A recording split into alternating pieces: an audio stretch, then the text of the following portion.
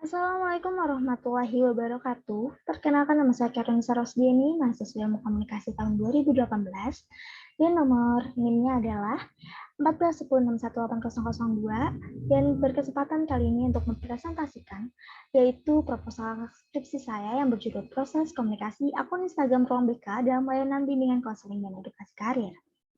Oke, selanjutnya bab 1 yaitu pendahuluan. Jadi di sini ada latar belakangnya yang dimana pertama itu pentingnya bimbingan konseling dan karir. Seperti yang diketahui bahwa 70% dari siswa-siswi SMA dan SMK, mereka masih bingung untuk menentukan karir atau hal apa yang harus mereka lakukan setelah lulus dari sekolah menengah mereka. Sehingga hal ini butuh yang namanya bimbingan konseling lebih yang untuk mereka, untuk bercerita, untuk mengemukakan apa yang ingin mereka atasi dan lain-lain. Selanjutnya ada era disrupsi teknologi. Karena kita memasuki era disrupsi teknologi yang dimana banyaknya hal-hal yang berbau konvensional berpindah menjadi hal-hal berbau digital dan teknologi yang offline menjadi online. Dan hal ini akan mempengaruhi banyaknya bentuk atau perubahan dari layanan-layanan yang bersifat konvensional. Karena kita belum masuk era disrupsi teknologi, tentu di sini salah satu media yang sangat terkemuka atau banyaknya akses terhadap media ini yaitu Instagram. Instagram masuk ke 5 besar pengguna terbanyak atau akses terbanyak di Indonesia tahun 2020 berdasarkan kata buku.co.id. Nah, selanjutnya adalah layanan online.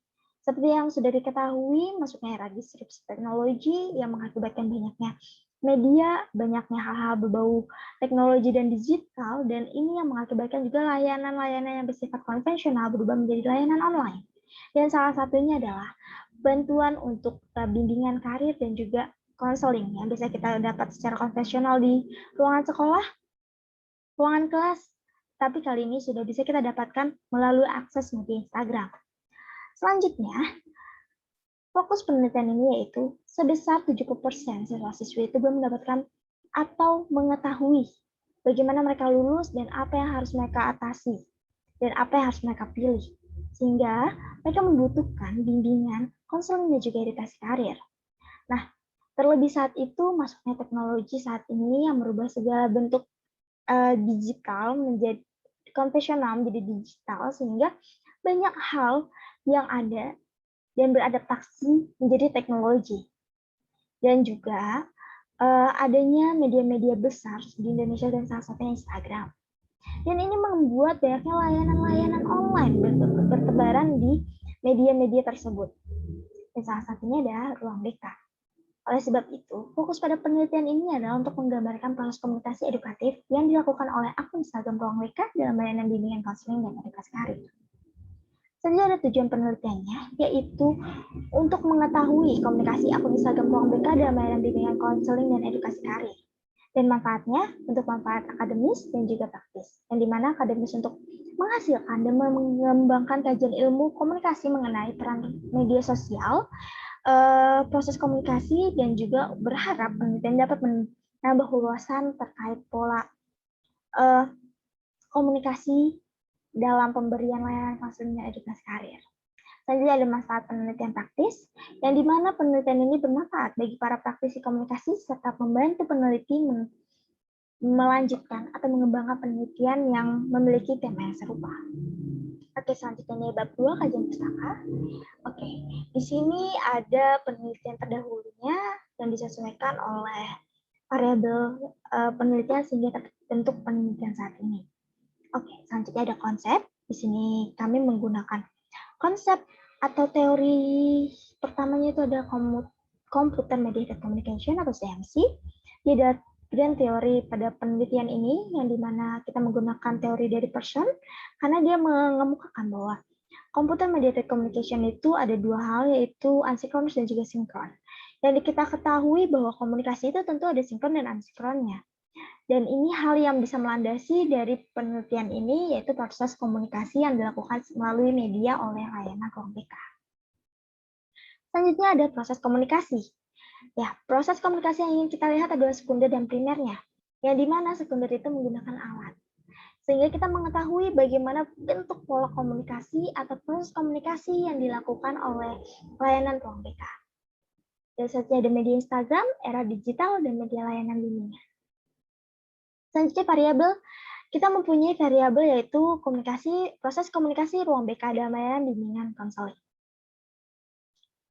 Selanjutnya bab 3 metodologi. Di sini ada paradigma penelitian, yang dimana paradigma penelitian ini kita menggunakan paradigma interpretif, yang dimana paradigma interpretif ini yaitu mengemukakan atau menjelaskan menghubungkan secara analisis dengan dunia simbolik yang lebih luas, dan dapat disimpulkan bahwa interpretif mengajak kita untuk melihat dunia secara objektif dan memaknai simbol-simbol yang ada. Seperti itu, dan selanjutnya ada pendekatan penelitian kualitatif. Kita menggunakan kualitatif dikarenakan kualitatif adalah pendekatan yang berbeda untuk menyelidiki ilmiah daripada metode penelitian kuantitatif. Walaupun prosesnya juga serupa, bakal ada data di dalamnya, tetapi kualitatif ini juga mengadakan data melalui teks, gambar, dan langkah-langkah unik dalam menganalisis datanya. Selanjutnya di sini ada unit analisanya. Kita menggunakan unit analisa untuk mencari data ke ruang BK, dan beberapa orang yang menggunakan layanan bercerita dari ruang BK itu sendiri, dan menggunakan purposive sampling untuk menentukan informan dan key informan dalam penelitian ini. Selanjutnya ada objek penelitian. Objek kita yaitu 3 orang yang akan kita wawancarai. 2 diantaranya adalah informan dan 1 diantaranya adalah key informan, yang dimana key informan ini merupakan CEO sekaligus founder dari layanan ruang BK, dan untuk informannya mereka adalah pengguna layanan ruang BK, seperti itu. Selanjutnya di situ adalah metode pengumpulan datanya, yang dimana metode pengumpulan data menggunakan wawancara. Dan selanjutnya ada metode analisis data, yang di sini dimana kita memiliki beberapa langkah-langkah, diantaranya atur dan siapkan data untuk dianalisis, baca dan lihat semua data, mulai coding semua data, hasilkan deskripsi dan tema, mewakili deskripsi dan tema, dan selanjutnya ada coding. Coding itu adalah proses untuk pengkodean atau mengklasifikasi, mengkategorikan masing-masing data yang digabungkan dengan beberapa jenis sistem pengambilan data.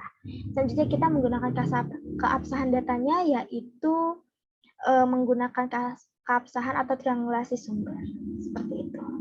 Selanjutnya di sini adalah hasil dan juga pembahasannya, yang dimana kita sudah mengelompokkan ke fokus pembahasan ada 3 hal, yaitu pandangan mengenai ruang BK, bagaimana proses komunikasi akun Instagram ruang BK, dan juga dampak proses komunikasi layanan ruang BK. Oke, yang pertama kita bahas mengenai hasil pandangan mengenai ruang BK.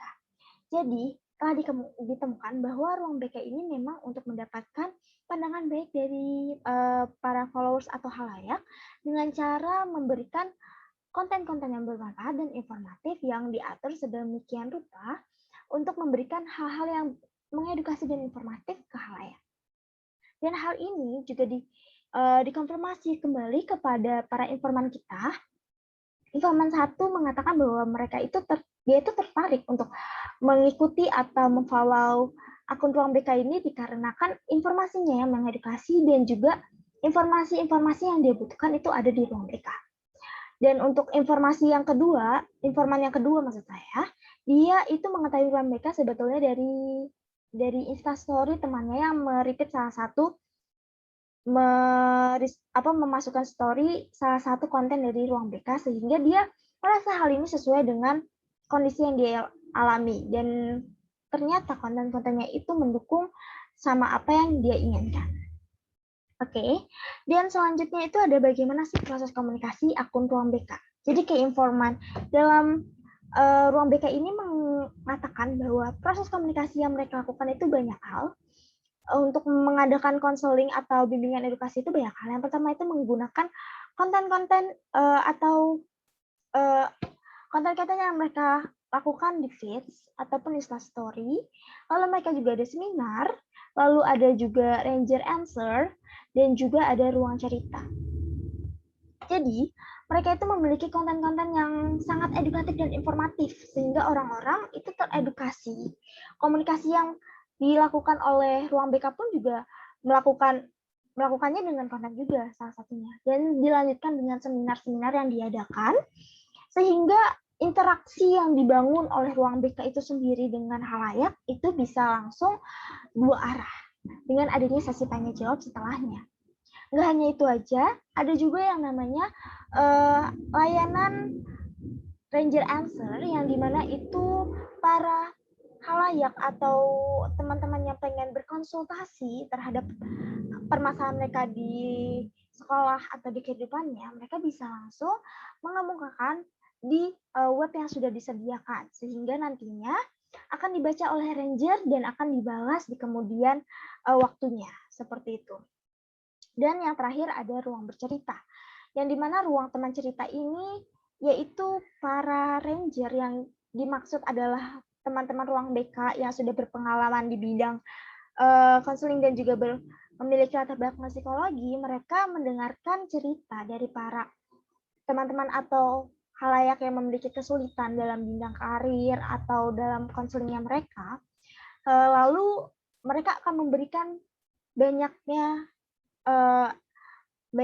feedback atau banyaknya saran, bahkan akan diberi beberapa artikel-artikel yang dapat untuk disesuaikan dengan apa yang sedang terjadi, seperti itu. Jadi nggak sembarangan ngomong karena udah bakalan dibantu sama artikel-artikel lainnya, seperti itu. Dan komunikasi tersebut akan terjadi secara dua arah, seperti itu. Nah, untuk dari prosesnya sendiri ternyata si informan-informan ini yang mengikuti layanan ruang BK merasakan bahwa prosesnya itu sangat baik karena mereka itu akan menjelaskan bagaimana penggunaannya. Selain itu juga tutor-tutor atau ranger yang mereka dapatkan itu adalah ranger-ranger yang benar-benar menyelesaikan permasalahan mereka, sehingga mereka merasakan bahwa komunikasi yang dibangun di dalam proses ini itu sangat efektif dan efisien menggunakan layanan seperti Ranger Answer atau ruang teman bercerita. Itu sangat membantu dan efektif serta efisien. Dan ditambah lagi, ruang BK ini menurut keinformannya itu tidak hanya melakukan sebuah seminar saja. Ketika mereka melakukan seminar, melakukan dua arah di dalam seminar, setelahnya mereka melanjutkan lagi, sehingga itu menjadi indikator apakah pemahaman yang mereka berikan, apakah informasi yang mereka sampaikan itu dipahami dan juga dimengerti oleh audiens atau halayak. Jadi mereka membuat sebuah grup lagi, yaitu ruang berbagi, yang dimananya akhirnya mereka masuk kawan-kawan atau teman-teman yang ingin untuk mendalami konseling atau bimbingan tersebut, gitu, melanjutkan bimbingan tersebut di dalam ruang berbagi tersebut. Seperti itu. Dan di sini klaster selanjutnya itu kan ada dampak proses komunikasi bimbingan dan edukasi karir dari ruang BK itu sendiri, dan ternyata dampaknya ini sangat efisien. Komunikasi yang dibangun secara online ini malah memudahkan para informan untuk men-schedule waktunya, dan ini adalah efektif dan sangat membantu dan menyelesaikan permasalahan mereka. Seperti itu. Itu hasil yang telah ditemukan dari hasil wawancara. Selanjutnya, pembahasannya. Jadi komunikasi yang dibangun atau proses komunikasi yang dibangun oleh ruang BK ini menggunakan komunikasi media. Jadi kalau teorinya itu ada communication, media, ada CMC maksud saya. Nah, di dalam CMC tersebut ada sinkronus dan asinkronus, dan ternyata dalam proses komunikasi yang dibangun ruang BK ini juga ada sinkron dan juga asinkronnya. Ya, di mana sinkronnya itu yaitu ruang teman bercerita, dan asinkronnya itu terdapat pada konten-kontennya, terus juga adanya Ranger Answer, seperti itu. Dan sinkron lainnya itu adalah komunikasi melalui seminar, seperti itu. Nah, selain itu ada juga nih proses komunikasi yang dilakukannya itu yaitu menggunakan sekunder, yaitu alat. Karena kan mereka menggunakan online, menggunakan media, tidak secara langsung, tidak secara lisan dan tatap muka secara langsung, tapi mereka harus melalui sebuah media. Dan itu dan itu adalah konten-konten yang mereka sampaikan, itu komunikasi melalui sekunder. Tapi kalau menggunakan primernya, mereka menggunakan seminar karena mereka bisa langsung tatap muka, bisa langsung berkomunikasi secara langsung, tanpa ribet, tinggal on off aja mic-nya seperti itu. Mungkin itu aja yang dapat saya sampaikan. Jadi kesimpulannya adalah hasil dan pembahasan dari proses komunikasi yang dibangun oleh ruang BK ini dalam pengedukasian layanan dan bimbingan konseling ini itu efektif dan efisien dan juga memiliki beberapa layanan sinkron dan asinkronnya dan juga terlihat bahwa prosesnya itu ada yang primer dan juga sekunder dan ini sangat membantu para informannya sehingga dapat dikatakan proses ini sangat efektif dan komunikatif terhadap penjalanan layanan bimbingan dan konseling, bimbingan karir dan juga konseling. Mungkin itu yang dapat saya sampaikan, kurang lebihnya saya mohon maaf. Terima kasih atas perhatiannya. Wassalamualaikum warahmatullahi wabarakatuh.